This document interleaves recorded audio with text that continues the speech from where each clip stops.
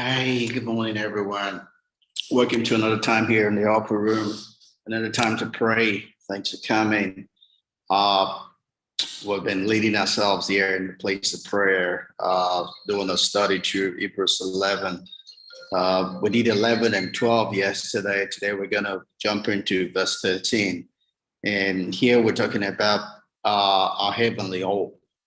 Right, verse 13 to 16 kind of talks about our heavenly hope. Remember, we said the faith is the substance of what we hope for, the assurance of what we hope for, right? What we have today for what we're hoping for, right? And in verse 13, the Bible talks about that these people died in faith, right? Not all of them necessarily saw the hope they were looking for, because that hope also in God is for a certain time and season, right? So they trusted God for that which they were hoping for, right? Which was probably not, the fullness of it was not in their dispensation per se, right? And Bible talks about that these people died in faith. They were still holding on to their faith even unto the hand, because it wasn't about the thing they were necessarily believing for. They were believing in the person who had it and was going to give it to them. They believed in the person of God. They did not believe in the gift. They believed in the person. And that person does not change.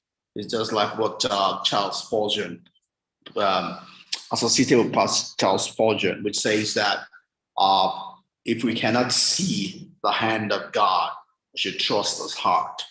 Right, his hand might be confusing, we might not understand what he's doing, but time, he might not necessarily do it the way we want it to do or the way we're expecting it. But irrespective of the situation or condition or circumstance of life, God never changes. God is the same yesterday, today, and forever. We should not allow the changing times to define God for us. Irrespective of the situation of life that we find ourselves or we go through, it does not change who God is. God is the same. Therefore, I can wait on God. See, that was what Job's mindset was. He said, I would wait for my Redeemer because I know my Redeemer will always come true for me. He might allow me go through the water. He might allow me go through the fire, but that's not the end of my story. He might allow me go through hell. That's not the end of my story. And I should not stop in hell because that's not home yet. There is a reason, there is a purpose, there is an intent for my journey of life. I'm a pilgrim on this side of eternity. I'm a pilgrim on this side of my inheritance. I'm a pilgrim on this side of my dream. But that is not the end of my story. And I get to the end of my story by continuing, because in continuing, I would get to where home is, because home is the heart of God for me. Home is where God is, right? Home is God himself.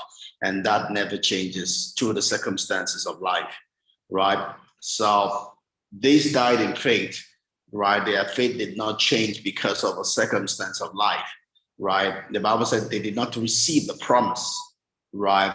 But having seen them afar off, right, were assured of them. They could see them afar off. It was for a different dispensation than the dispensation that they were in.